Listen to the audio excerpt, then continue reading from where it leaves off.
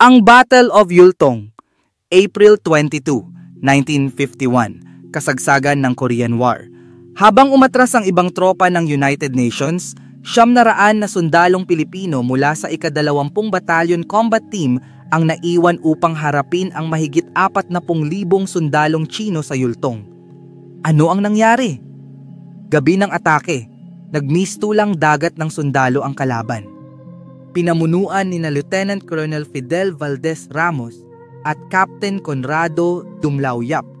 Hindi umatras ang mga Pilipino. Sa halip, gumamit sila ng gerilyang taktika.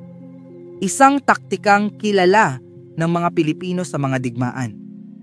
Matinding putukan, sumasabog ang mga kanyon, pero kahit paubos na ang bala, hindi sila bumigay. Bakit ito mahalaga? Dahil sa matapang na depensa ng mga Pilipino, napigilan nila ang Tsina sa pagsakop sa kanilang sektor at nabigyan ng oras ang UN forces na makabawi. Dahil dito, kinilala ang tapang ng mga Pilipino sa buong mundo. Isang maliit na hukbo na hindi natakot sa isang napakalaking kalaban. At hanggang ngayon, ang Battle of Yultong ay isang patunay ng tapang at disiplina ng Pilipino sa kahit anong laban.